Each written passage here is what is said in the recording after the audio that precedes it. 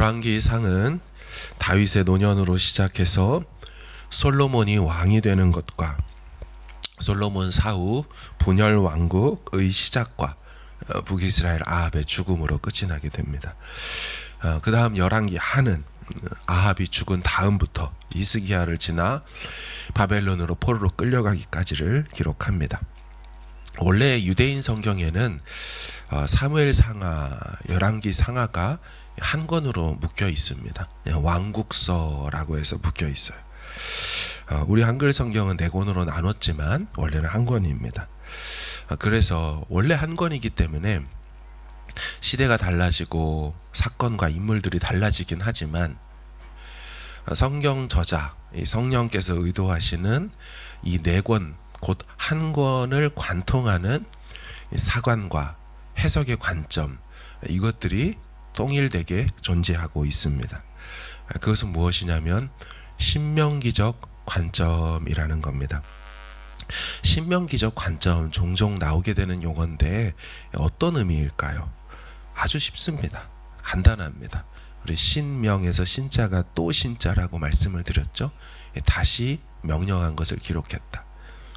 신신당부, 또 당부한다. 그것이 또 신자입니다.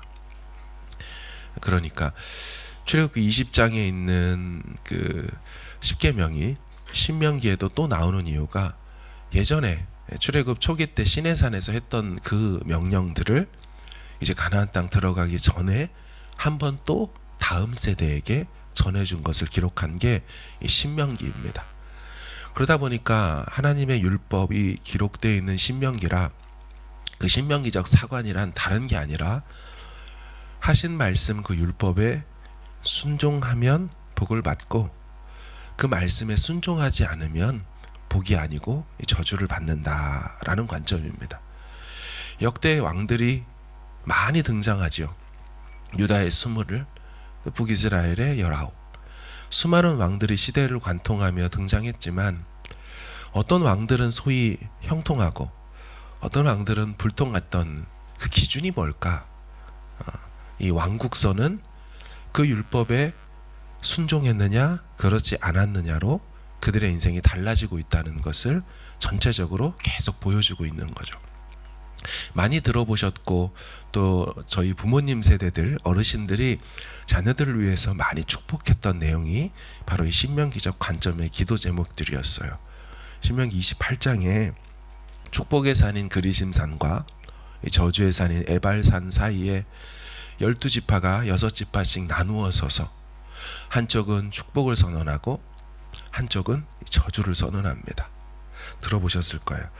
내가 내 하나님 여호와의 말씀을 삼가 듣고 내가 오늘 내게 명령하는 그 모든 명령을 지켜 행하면 내 하나님 여호와께서 너를 세계 모든 민족 위에 뛰어나게 하실 것이라. 네가 네 하나님 여호와의 말씀을 청종하면 이 모든 복이 내게 임하여 내게 이르리니 성읍에서도 복을 받고 들에서도 복을 받을 것이며 내 몸의 자녀와 내 토지의 소산과 내 짐승의 새끼와 소와 양의 새끼가 복을 받을 것이며 내 광주리와 떡반죽 그릇이 복을 받을 것이며 네가 들어와도 복을 받고 나가도 복을 받을 것이니라.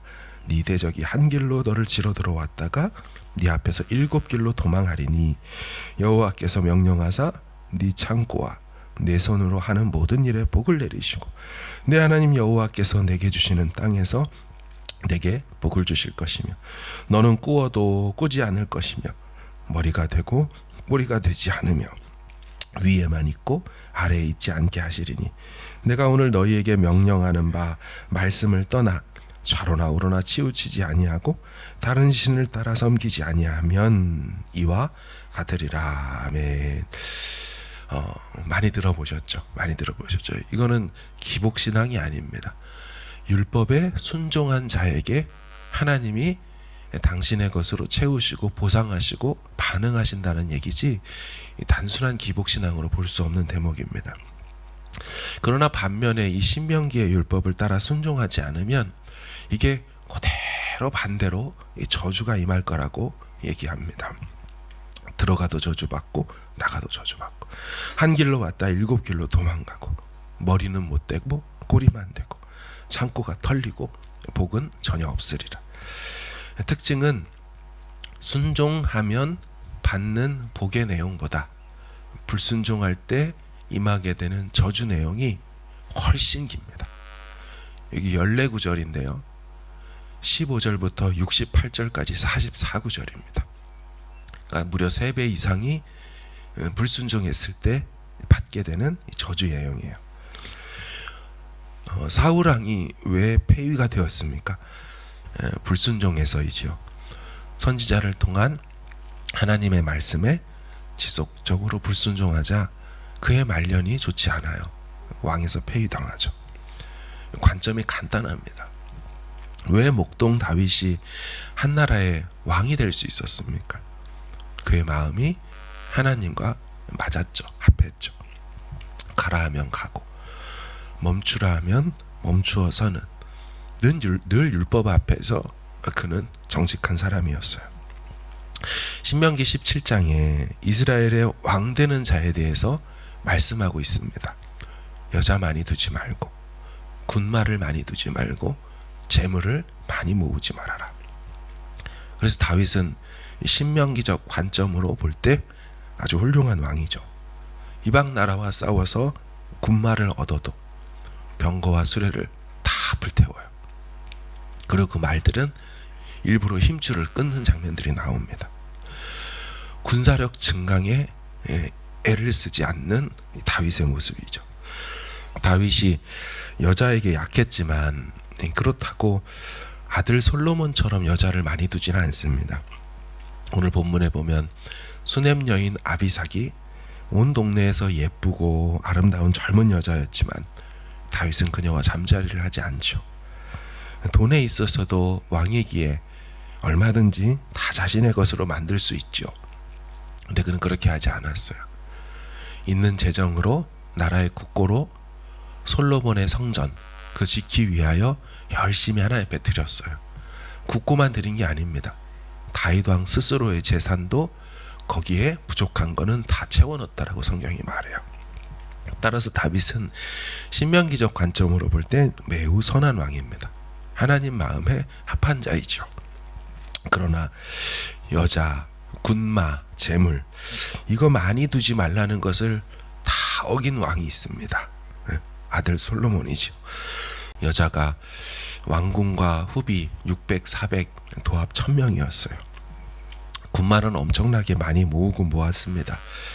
이 과정에서 이방 나라들과 정치적으로 정략 결혼을 해서 그렇게 결혼한 여자가 1000명이 되었죠. 하나님이 주시는 평화가 아닌 자신이 도모하는 평화를 꾀했던 사람입니다. 재물은 말로 할 수 없이 부를 누렸습니다.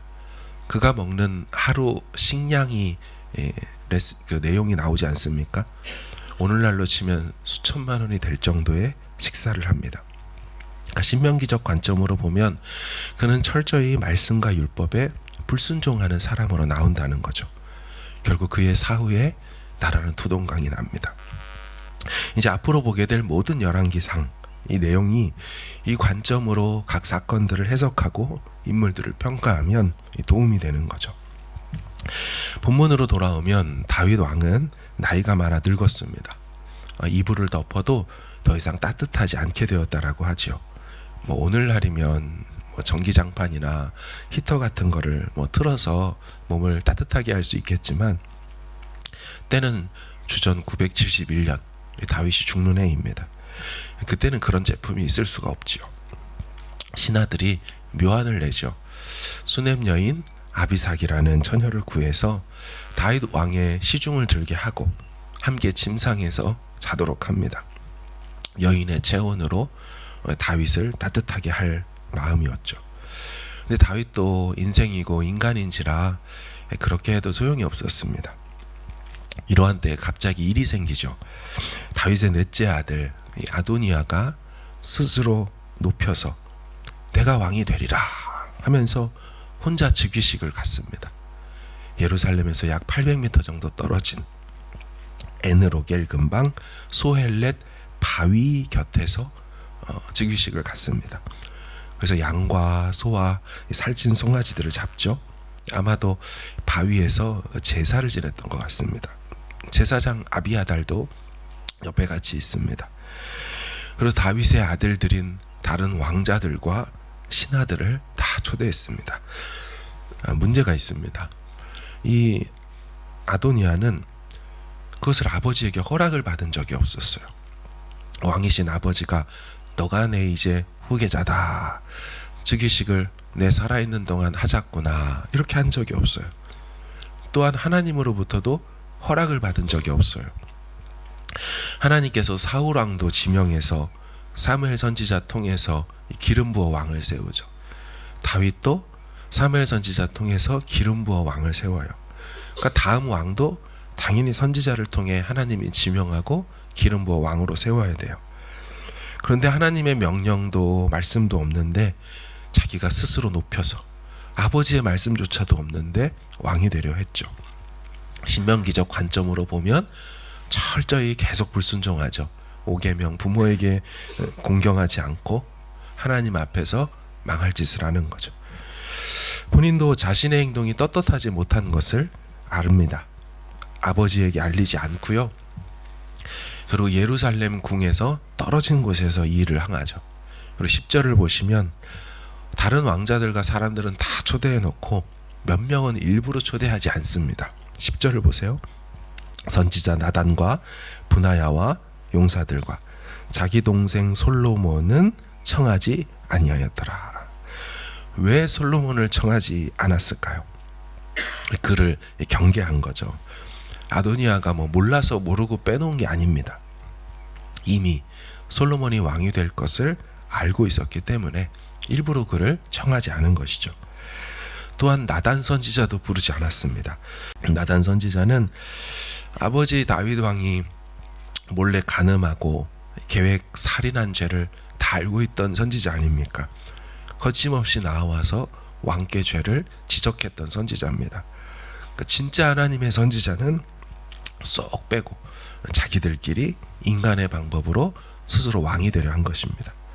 결국 그는 왕이 되지 못했습니다. 뿐만 아니라 어리석게 행동하여서 다음 장 2장에 그는 죽임을 당하게 됩니다. 아버지 다윗 왕의 침상을 섬겼던 수냄 여인 아비삭을 자기 아내가 되게 해달라고 요청했다가 결국 죽임을 당하죠.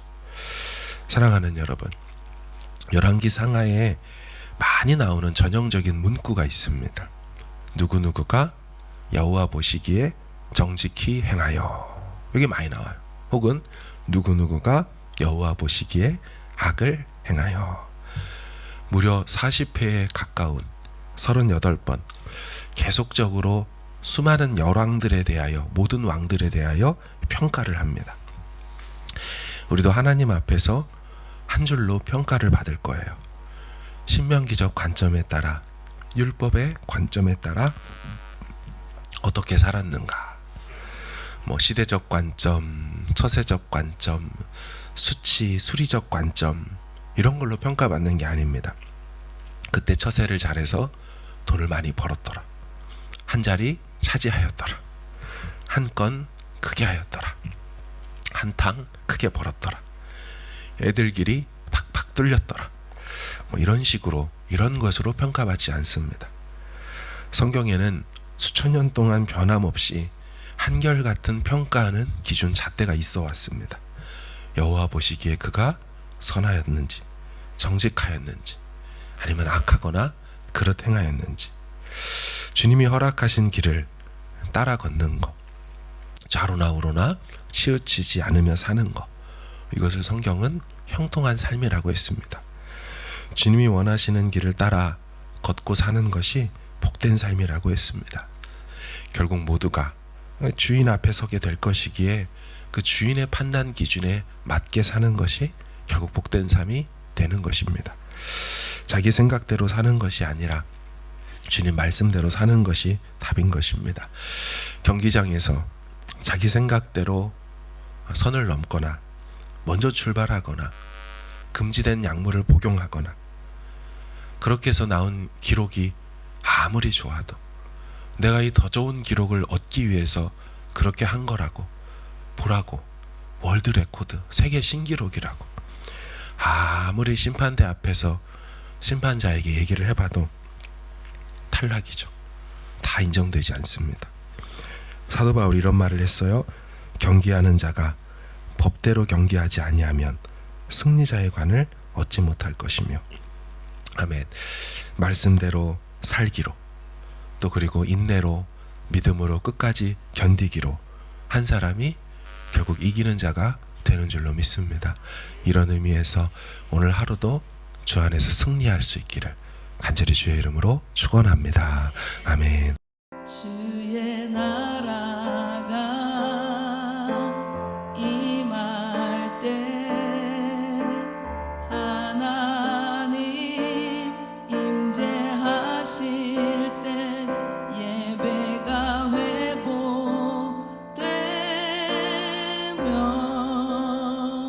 기적은 일어나네.